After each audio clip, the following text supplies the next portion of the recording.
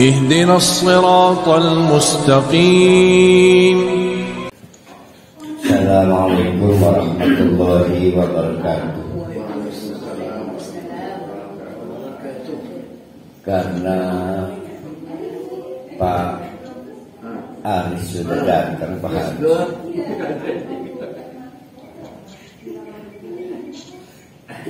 Alhamdulillahirabbil alamin. Nahmaduhu wa nasta'inuhu wa nastaghfiruh wa na'udzu billahi min syururi anfusina wa min sayyiati a'malina.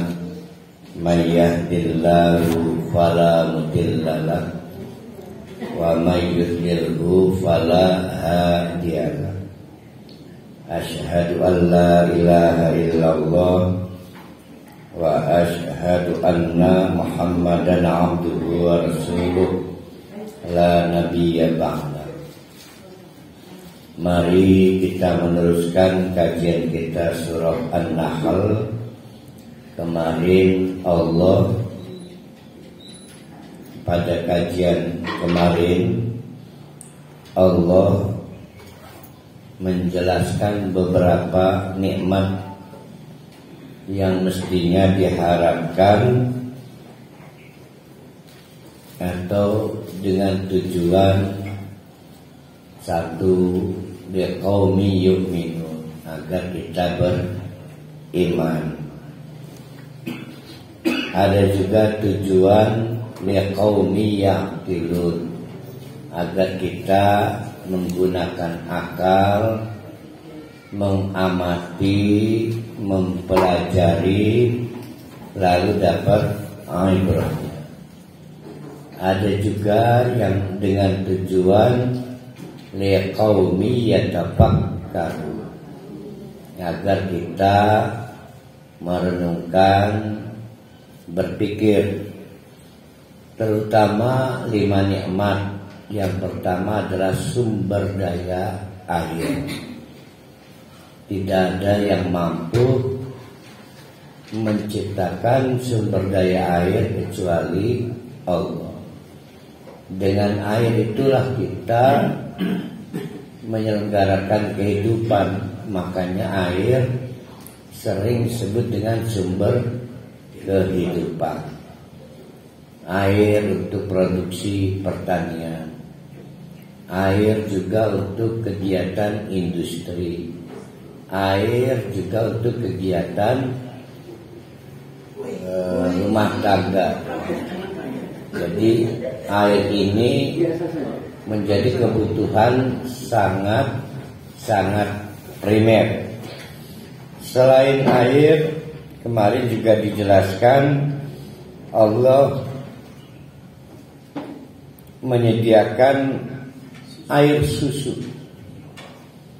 dengan keunikan yang jarang kita pikirkan, karena ya memang tidak setiap orang memerah susu.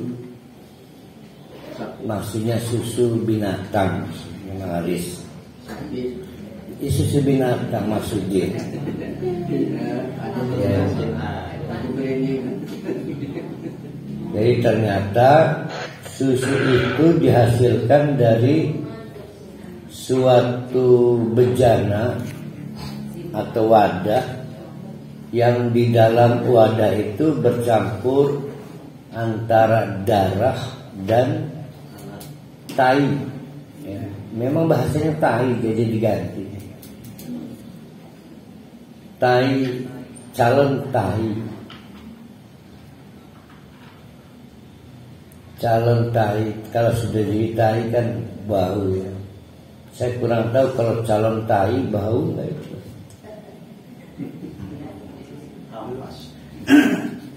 Tapi bau lah rasanya lah. Rasanya bau. Di dalam perut kita ini ada bau-bau. Namun apa yang bisa kita saksikan, begitu diperas di laban itu susu, ternyata putih, tidak tercampur warna merah darah. ternyata tidak tercampur bau tahi. Ternyata juga seperti difilter atau disaring, tidak ada ampas-ampas sebagaimana kita dapati ampas pada tai. Ya. Pernah sing ngelabang usus sapi, itu kan ada ampas-ampasnya. Itu paling demen itu kelabang itu usus. Itu yang kedua. Yang ketiga, yaitu menyediakan ada buah kurma, ada buah anggur yang fungsinya bisa dua hal sekaligus. Sebetulnya semua buah-buahan ya.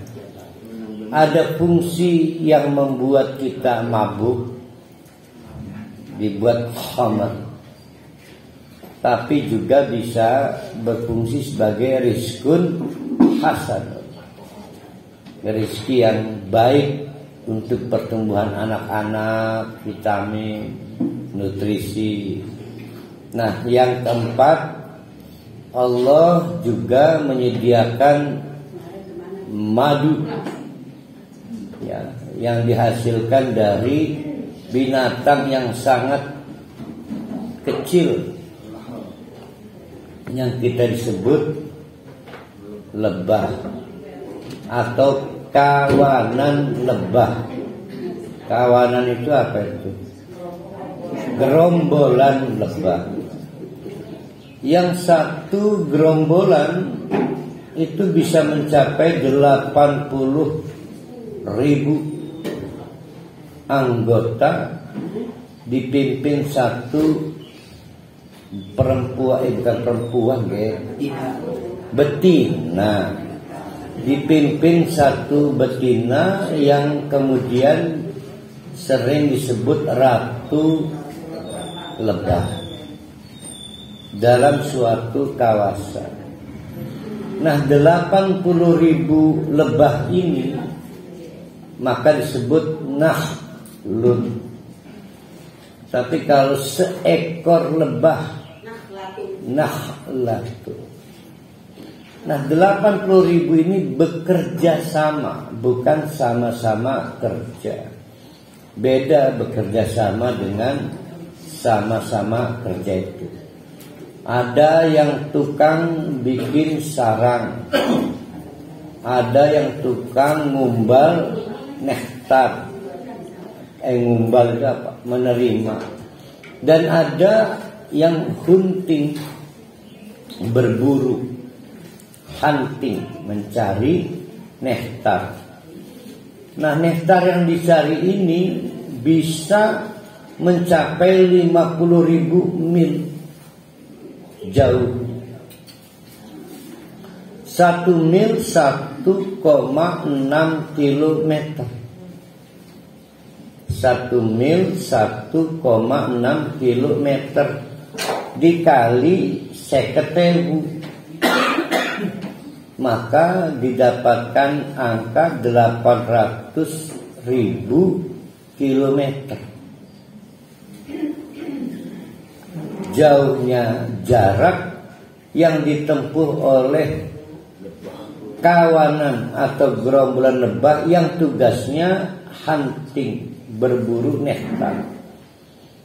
Setiap satu ekor lebah dapat paruhnya itu, tempatnya itu menampung nektar-nektar dari 1 juta pohon. Barulah balik tuh ning kandang, ning sarang. Itu terbangnya bisa mencapai 800.000 kilometer. Sampai di kan ya? Udah berkurang sekarang, tinggal 80.000 ya. Di kamu mungkin. Oh iya, 80.000. 80.000 kilometer, saya lupa. Yang 1,0, 1,6. mungkin daratan dilewati, sungai diseberangi, sungai diloncat ya, sungai dilompat, lautan diseberangi.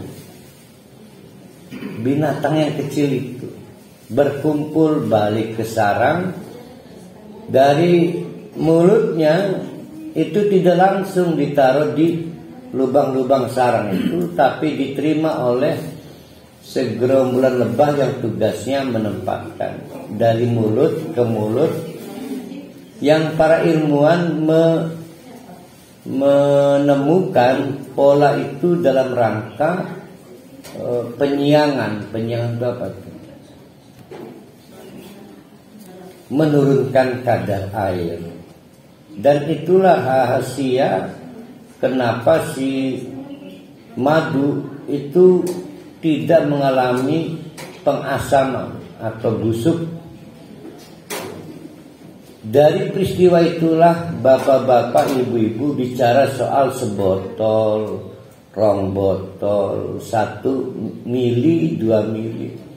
Ini madu serat, madu itu gram temili kan ya tukunya ya? Hah? Mili, bukan gram ya? Nak badi kan gram ya? Mili ah. Padahal dari peristiwa kecil-kecil. Tuh, dan itu tahukah bapak-bapak, ibu-ibu, si gerombolan lebah ini bekerja dengan 2 prinsip. 1, kapan disuruh Allah, maka disebut diberi wahyu, diberi ilham. Yang kedua, prosesnya dalulan, dipermudah oleh Allah. Makanya jangan membayangkan itah sebegitu sayapnya kecil mampu melakukan penerbangan sejauh 80.000 km. Karena memang dalulan. Dari situ kita dapat poin, kalau sesuatu itu diperintahkan Allah pasti ada jalannya. Ya, kalau merupakan perintah Allah. Jadi kesulitan yang kita hadapi itu mungkin bukan perintah Allah, kita bebisan doang. Yang kelima, apa yang kelima itu? Allah itu menciptakan kita dari ketiadaan, kematian, lalu menghidupkan kita. Ada yang terpilih pikun, ada yang tidak terpilih pikun. Tidak ada yang bisa menolak pikun, dan tidak ada yang bisa memilih tidak pikun. Allah yang berkuasa menetapkan mana yang pikun dan mana yang tidak pikun. Pikun itu adalah berhentinya ilmu pengetahuan. Dulunya pernah tahu jadi tidak tahu. Dulunya pernah berilmu jadi tidak berilmu. Itu disebut pikun. Bisa nerajam umur berapa saja bisa. Nerajam. Apa kan nerajam? Menyerang pada umur siapa saja. Nah,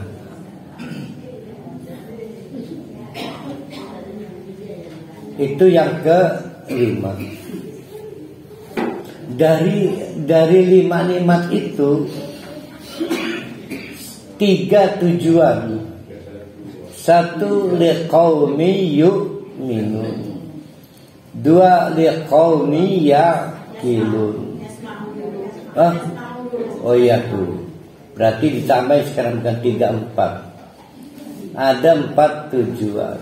Yang pertama liqaumin yasmaun, agar kita mau menggunakan indra terkuat kita. Indra terkuat itu bukan mata tapi telinga. Saya lupa kemarin mau menjawab pertanyaan Bu Hajah Neneng, baru ingat. Lengkap jawabannya adalah kenapa tidak melihat tapi mendengar. Karena kemampuan kita melihat itu hanya satu dimensi. Contoh, oke, lagi ngejelang lah mobil itu doang, maka yang di belakang saya tidak dapat dilihat. Tapi telinga kita bisa mendengar arah manapun. Ya, begitu banyak suara terdengar oleh kita, kita harus memilih suara mana yang harus didengar. La liqaumin yasma'un. Nah, dari yang kita dengar diharapkan suara Tuhan, kalamullah. Maka sami'na wa ata'na. Tidak ada ra'ayna wa ata'na, enggak ada. Kalau ra'ayna itu, ya Allah saya sudah lihat nabinya dan kami siap taat. Lah kapan kita lihat nabinya? Tapi sami'na, kami mendengar. Dari 5 indera itu yang terkuat untuk proses mengantarkan kita pada takwa, taat itu apa? Dari 5 indera. Sami'na apa itu? Nah, bukan telinga, pendengaran. Nah, nanti di ayat 70-an yang akan kita kaji pada pagi hari ini akan dibedah oleh Allah. Dari 5 indera itu 3 yang diharapkan sehat berfungsi. Nanti kita bedah. Yang kedua tujuannya adalah liqaumin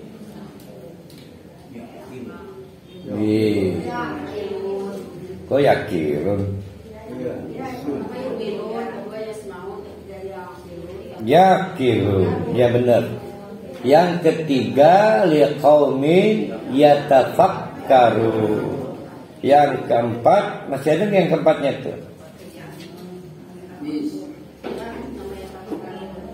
Iya benar, berarti bukan 4, 3 doang. Nah, maka mari kita lanjutkan, kita ulang dari ayat 71.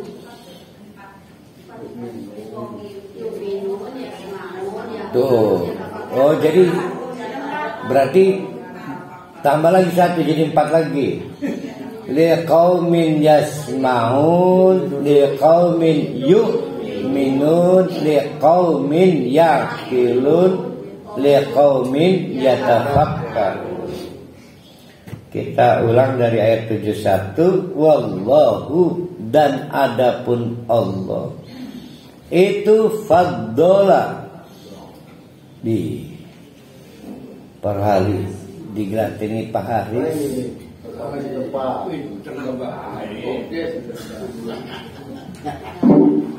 Kini sing di Parhali. Lagi ini bagus bukan.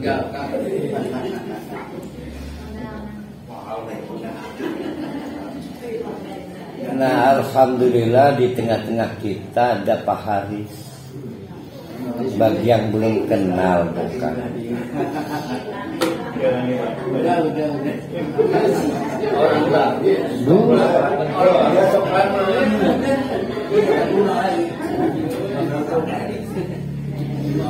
Nanti Pak Jamal minta tolong difoto, diposting. Pak Romadi gagal kali ya, ganti nama. Iya benar, sampai ke sini kita. Wallahu, dan adapun Allah itu faddola, telah memberikan kelebihan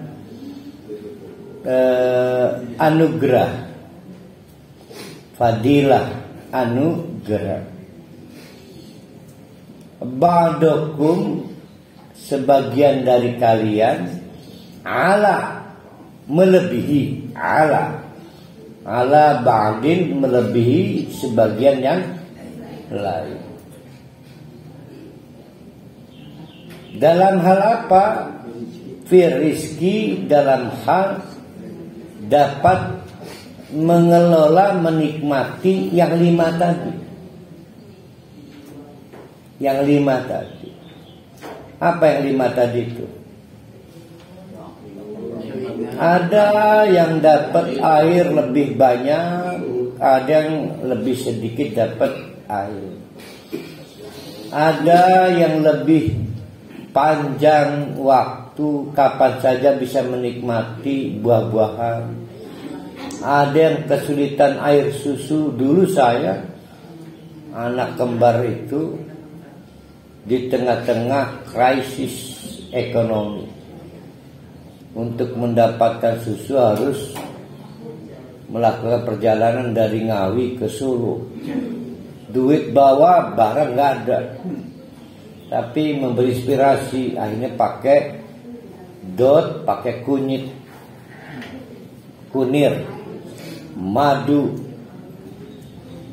Orang butuh susu mana akhirnya? Paris. Dalam hal rezeki, ada yang krisis susu, ada yang berlimpah susu. Ada juga yang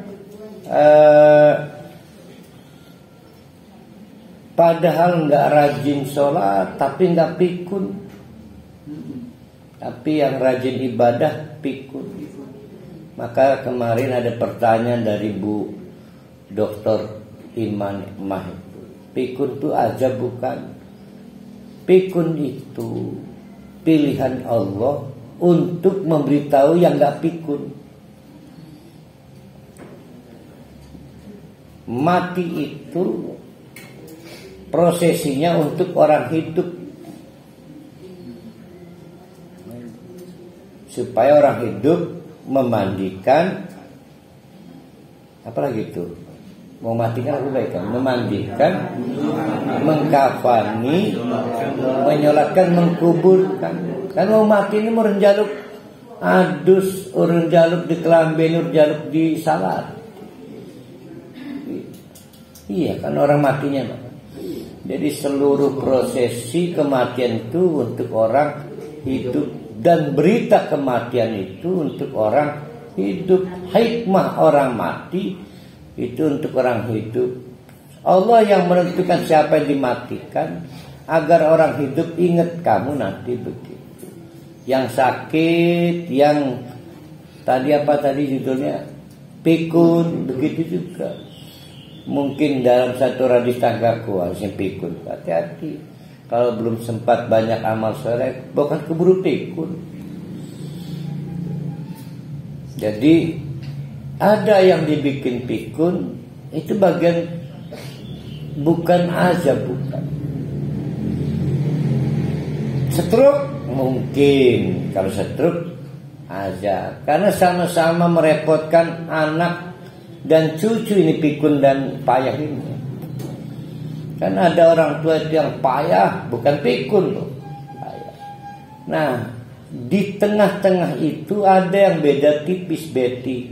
Namanya kekanak-kanakan, ogohan, purikan, aleman, jengkel baik. Tiwas konon putu ngelela gebai makanya. Jadi mainan putu kan. Nah itu nggak pikun, nggak stroke. Ya. Jadi kembali ke anak-anak. Ya, saya menduganya hawa nafsu itu, modus itu. Modus, wong dia nggak pikun, nggak uzur. Apa bil batili yu'minun wa bi ni'matillahum yakfurun. Sudah begitu, wayang buduna, mereka malah beribadah min dunillah, kepada selain Allah. Jangan hanya membayangkan dukun dan berhala loh, jangan. Karena kita percayalah bapak-bapak ini nggak ke dukun, apalagi berhala. Naudzubillah min dzalik. Tapi yang PNS lebih rumit, ya. Bagaimana beribadahnya lebih tinggi. Ibadah itu kan menghamba, lebih menghamba kepada pimpinannya daripada pada Allah. Wa ya'buduna. Padahal siapapun selain Allah mala yamliku lahu, tidak punya kuasa kepemilikan pada apapun yang kita miliki. Sekarang punya apa? Punya mobil, Pak, bukan kalau nggak dikerunyani kepala daerah dapat jabatan saya nggak akan kebeli mobil. Dikon apa baik gelem kepala daerah, dikon Allah bergelem. Padahal Allah pemilik mobil itu. Ya. Begitu kan jalan cerita kita kan. Isim paling enak, anak laki nurut yang rabi ini. Bagus. Bagus pasti. Bener sih. Bikon korupsi gelem. Pak, aja nyumbang tipik gelem. Aja infakir gelem. Allah Akbar. Bagusnya iya STI benar. Suami takut suami takut istri. STI. Suami takut istri.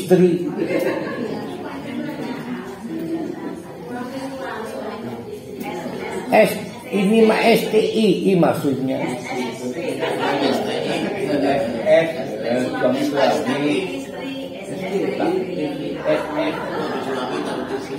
Saya maksudnya kalau istrinya satu-satunya wajar lah, takut hilang. Ini mau udah banyak istrinya masih takut. Makanya STI maksudnya itu saya.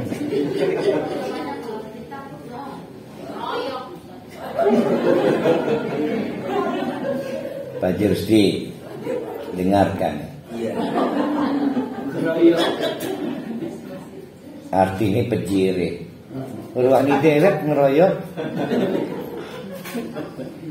Mala yang dikulahum rizqam minas samawati wal ard.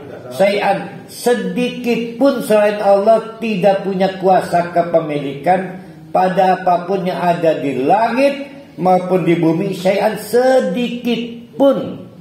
Wala yastati'una dan tidak punya kemampuan apapun selain Allah. Nanti kita diberitahu nih di ayat berikutnya. Bahkan benda-benda itu masa pakainya kan luar sana ada di tangan Allah. Maka oleh karena itu bapak-bapak ibu-ibu, fala tadribu, jangan coba-coba berinovasi, ngebikin-bikin. Lillahi untuk Allah itu al-amsala, sepadan-sepadannya, apa ya, saingan-saingannya, ya. Loyal hanya pada Allah, jangan kaya ke Allah, loyal pada orang. Nurut hanya pada Allah, nurut pada orang, jangan kaya nurut pada Allah. Maksud itu kaya-kayanya itu begitu, kaya-kayanya al-amsal. Iki menurut ning rabi kayak nurut ning Allah. Iki meloman ning uang kayak loman ini Allah. Nggak boleh. Ya, itu al-amsal. Innallaha ya'lamu wa antum la ta'lamun. Saya baru tahu. Ternyata innallaha, Allah itu tahu terus dan kita belum tentu tahu. Jadi kita punya pengetahuan itu betul-betul tergantung Allah. Pengetahuan itu betul-betul tergantung Allah.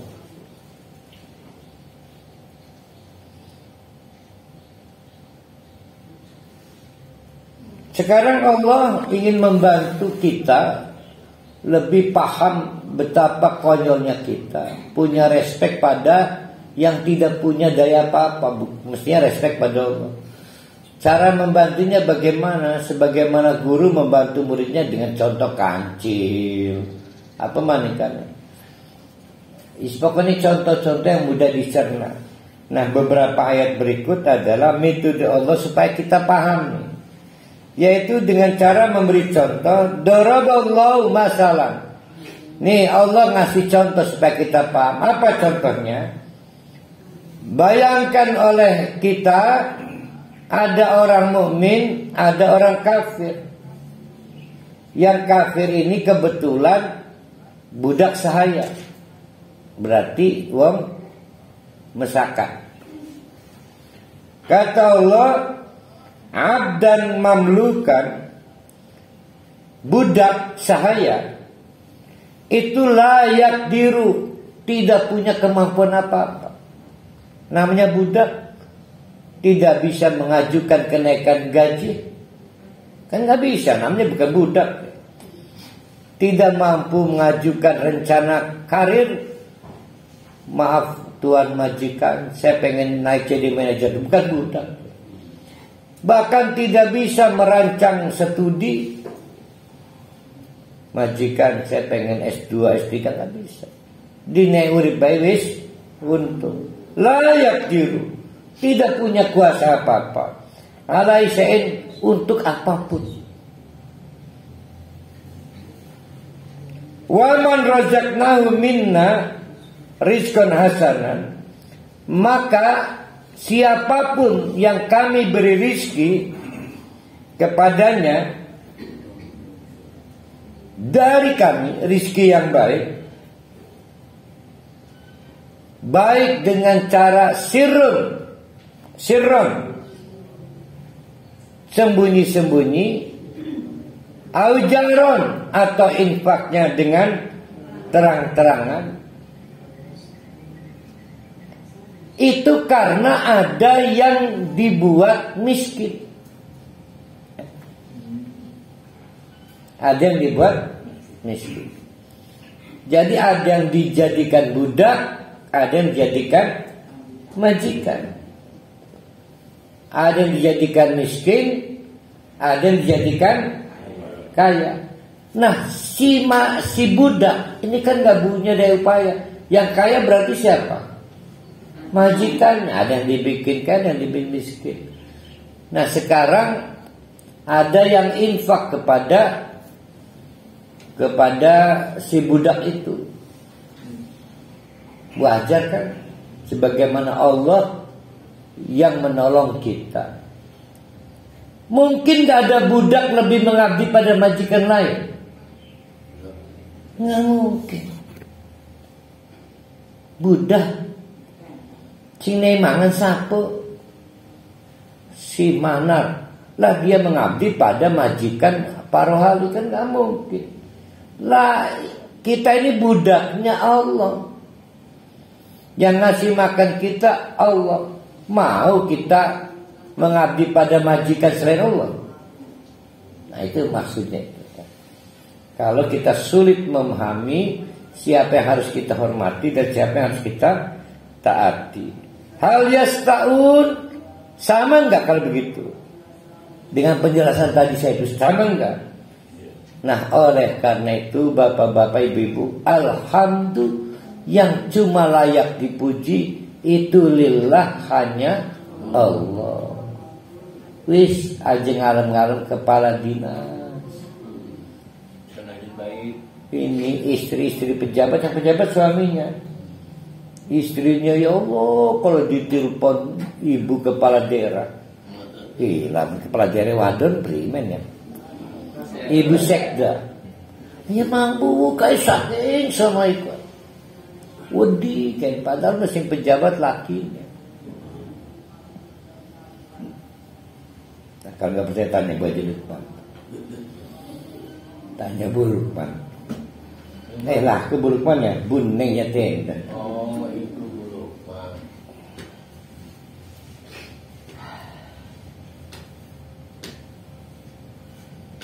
Jika nih para ahli, bal aksaruhum la ya'lam. Sayang, lebih banyak orang tidak mau tahu. Sekarang kalau masih belum paham karena jendel baik, Allah kasih contoh kedua. Wa daraballahu, Allah membuat contoh, masalah membuat perumpamaan. Rajulaini anu wong loro ke. Lanang pisan. Ahaduhuma, sing salah sijine, salah satunya ini abkamu, disabel. Di situ bisu ya. Nah ini maksudnya kalau saya mah powerless, disable. Apa baik bisa bisu, bisa ngomong ya. Layak diru ala syai'in sehingga orang kuau apa-apa. Tidak punya kemampuan apa-apa, tidak berdaya. Wa huwa kullun ala maulahu, jadi beban majikan. Dan dia kullun sekabe urusane ala maulahu ngatohaken majikan walinya. Bukan majikan, walinya. Kan maaf ya, wong cacat kan memang dititipakan yang satu konon ya. Pernah ngurusi wong cacat? Pernah? Enggak ya. Nah, kalau yang cacat itu anak, ibunya itu istimewa. Dia ibu kandung dan juga wali dari si cacat ini. Istimewa, ditetapkan oleh Allah sebagai wali. Jadi kuasa. Maka kulun sekabe urusannya ala maulahu ngatohaken. Ngatohaken. Mengandalkan.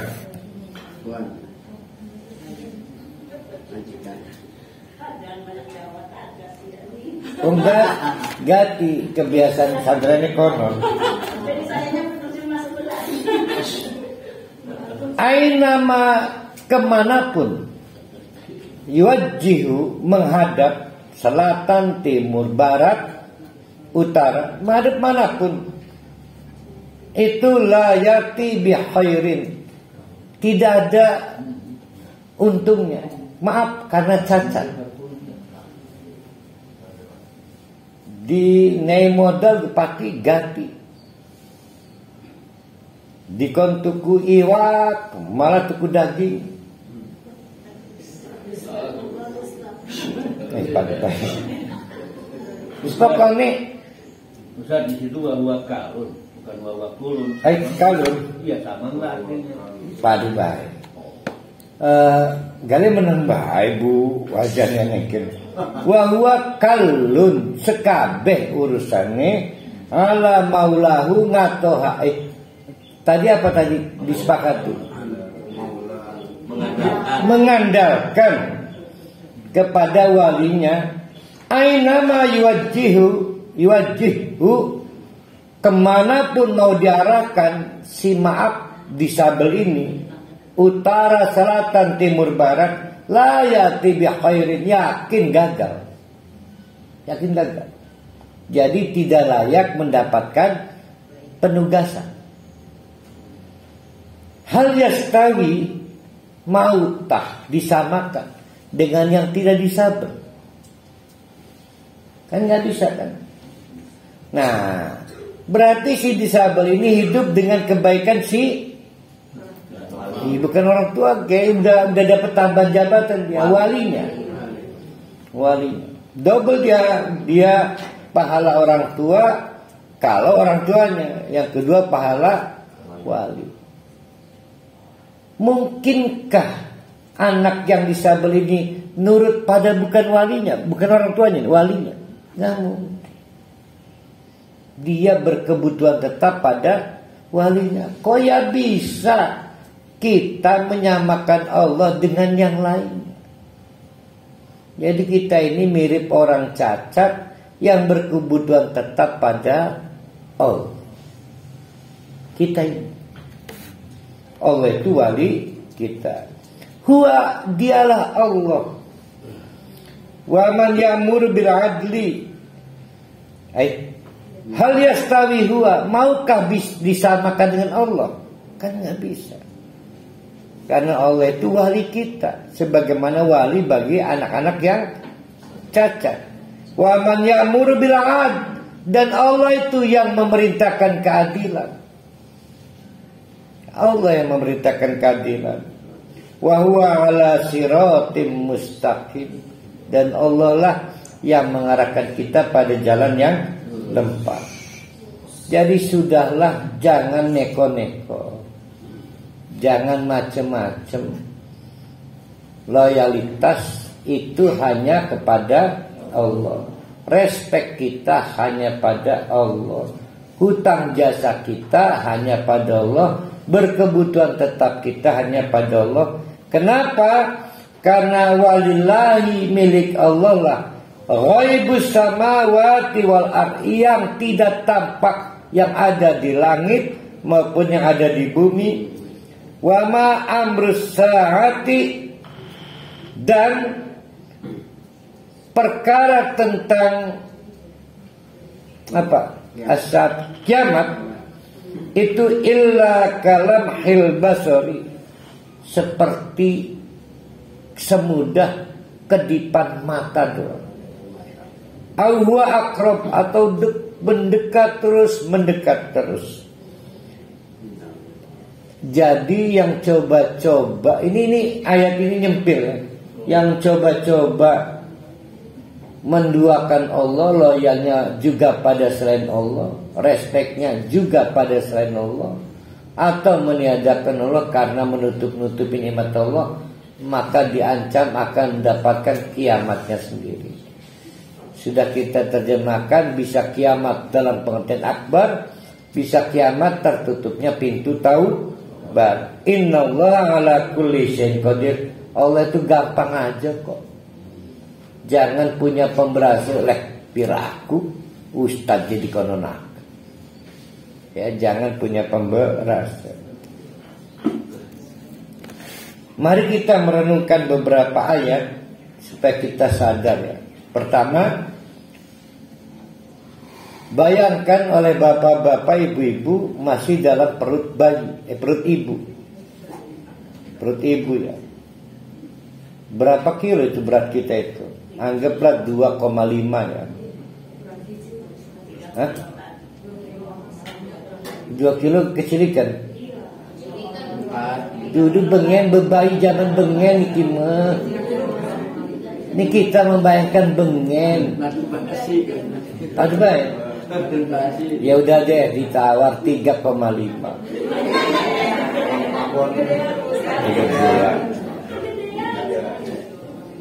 Irasin bener ku 3 kilo. Berapa size kepalanya itu? Enggak, size-nya kira-kira berapa diameternya? 10 cm.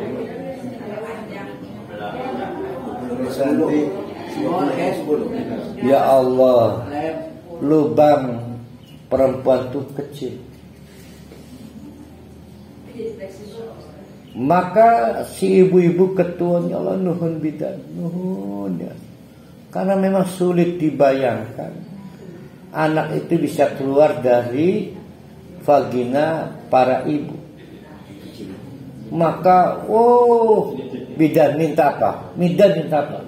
Semua dikasih tuh bidan. Kapan waktu anaknya membesar? Tete tahu nggak? Oh, terima kasih tete ke bidan. Udah hilang Allahnya, udah nggak ada Allah, ya kan? Iya, pada waktu itu berubah. Enggak sampai tuanya Baranu terdengar kabar si bidan itu meninggal. Teh, kamu harus berkunjung teh. Dulu kamu itu kalau nggak ada itu si almarhum, aduh kamu belum tentu. Gitu kan ceritanya kan. Kita mengingatkan anak kita kan itu bidannya. Saya ingat di sebelah Kaji Mail itu, Kak Maris sebelah Kaji Mail kan paparaji bidan, kan? Paparaji kan. Bisa. Kan nurung siseri kan. Iya, bengen mendukun beranak aku dudukun santet. Bisa kan ikut ya. Nah, itu contoh orang-orang mulia bagi beberapa ibu-ibu. Nah, ini yang mau kita renungkan. Siapa kan anak karen yang lana kan? Sekelas SD Muhammadiyah kita nanti. Kan kita sekelas si Rohilah ya. Si Anas kan. Si Iyah ya. Ya baik. Kita mah si Asti Bojong. Sing badan ayu kita mah apal. Kan si Evi Usman Sandir. Saya mulai mah. Untung urus ide kawin pada budak gendut. Lah Evi Usman Sandir sekelas. Ayo mah. Iskan mau untung kan, mau untung. Kendi ke. Nah, mari kita coba renungkan ya. Wallahu adapun Allah itu akhrajakum. Yang mengeluarkan itu bukan bidan, bukan parazi. Hah? Lamun paraji wong serang wong Sunda paparaji. Iya, tarang. Paraji tukang motor. Itu mah, oh iya benar. Fotografer, iya benar. Parazi. Allah yang mengeluarkan. Ya, Allah yang mengeluarkan. Ada yang berhasil dikeluarkan mati deh. Jadi pahami oleh kita, Allah yang menginginkan kita keluar dari rahim ibu kita. Akhrajakum. Maka kata malaikat-malaikat, keluarkan itu. Nanti bidan saat macam-macam lah, semua diperalat oleh Allah. Tapi pahami akhrajakum, yang mengeluarkan itu Allah titik sejebuk. Min butuni ummahatikum, dari perut ibu-ibu kita. Dulunya la ta'lamuna syai'an, kita enggak tahu apa-apa. Lalu diberitahu Allah cara makan dari mulut, cara memegang pentil pakai tangan, bukan pakai kaki. Allah yang ngajari, nggak ada kursus, nggak ada LPK-nya, nggak ada. Ya Allah yang ngajari.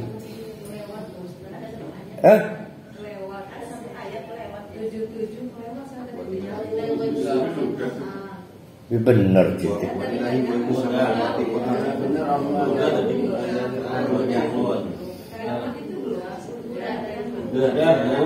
Dah tuh. Hari keberapa bisa ngerungu kok? Hari-hari. Bayi bisa ngerungu hari keberapa?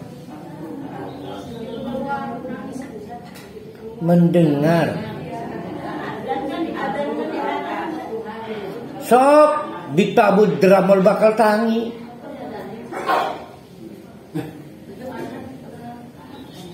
Hari ke-10 lah. 10-an ya. Mendengar itu. Ke-20 deh, ke-20 saya tambahin. Lah itu mah bebisahan. Ngaji mani ngadani bebayi, ngadani wong mati gawe. Mau ngarep berangkat haji ada. Iya tak. Tambah sih gimana? Wa ja'ala lakumus sam'a. Bayi itu lahir bawa telinga. Alhamdulillah normal. Telinga dengan daunnya sudah ada di kepala bayi itu, tapi Allah yang membuatnya as-sam'a, bisa mendengar. Ada telinga, ada pendengaran. As-sam'a. Apa masih ngomong bidan lagi yang bisa membuat bayi kita mendengar?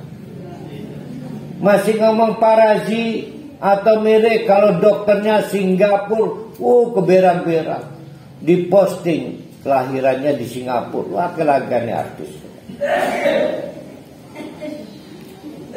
Mata menerima cahaya, umur berapa bayi itu? Bayi menerima cahaya umur berapa? bukan cuma kita bisa menyimpulkan silo ya. Hari ke-40, maka kata Allah juga wal absara, dapat melihat, tapi matanya sudah nempel di kepala. Matanya, alhamdulillah bayi itu tidak cacat, bola matanya lengkap. Plus apa ini namanya? Kelopak mata.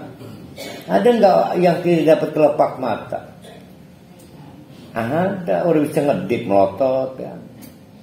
Bahkan ada yang nggak dapat alis. Berarti kan banyu netes banyu mata kan. Karena alis ini kan penghalang air, terutama air keringet. Karena keringet dari kepala itu paling pedes nih mata. Ada yang nggak punya keringat kepala, berarti nggak punya kepala. Berapa bukan organ apa? Indra kita ada berapa? Ada panca ya, 5 ya.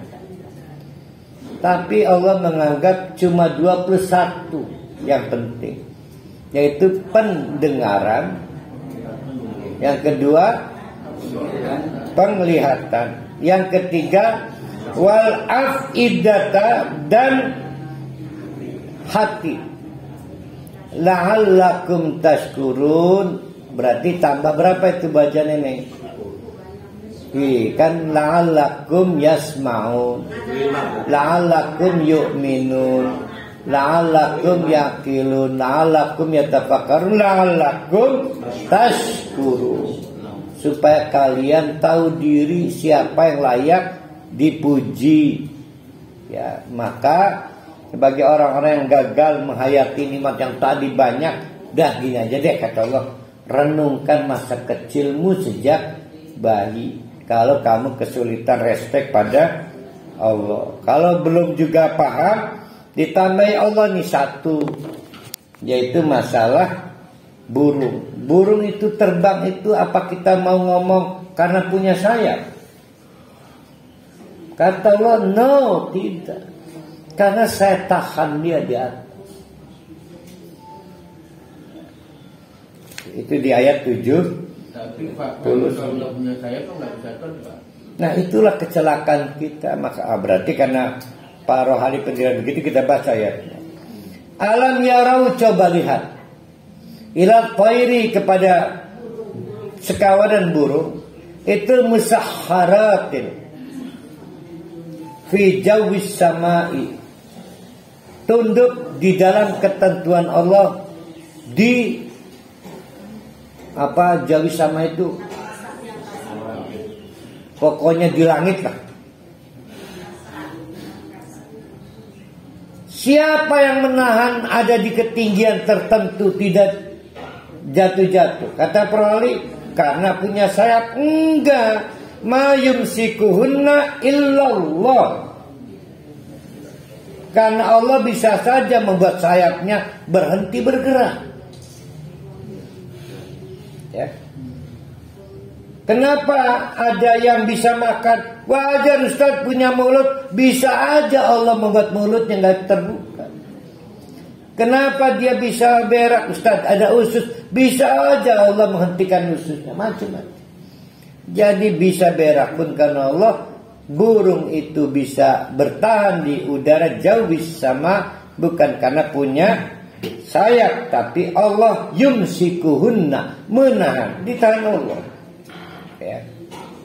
Apalagi itu, inna fi dzalika laayatil liqaumin yu'minun. Itu semua bukti kalau kita masih juga belum percaya bahwa semua ini dalam genggaman Allah. Jadi kurangi kagum pada selain Allah. Yang paling memukau itu bidan itu.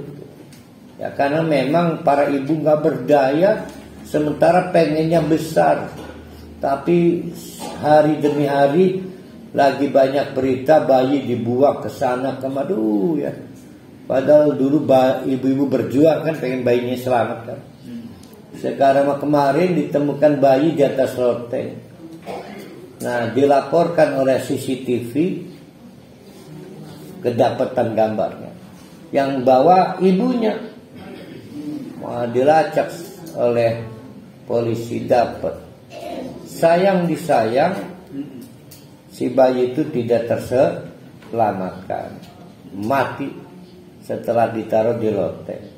Tapi apapun, para ibu sangat, yang normal ini, normal ya, pengen bayinya lahir, nggak berdaya itu. Makanya rasa hormat, patuh, taat sampai naudzubillah min dzalik, kayak ibadah itu pada bidan bisa melebihi pada Allah, bisa melebihi pada Allah. Saking gilanya pengen punya anak, maka disebut gila anak. Maka jangan gila jabatan. Nanti karena saking pengen jabatan disuruh apa aja mau pada pimpinannya. Dari situlah sejarah kemusyrikan. Naudzubillah min dzalik. Karena saya harus kesal, aku lupa ada. Wastaghfirullahaladzim. Assalamualaikum warahmatullahi wabarakatuh.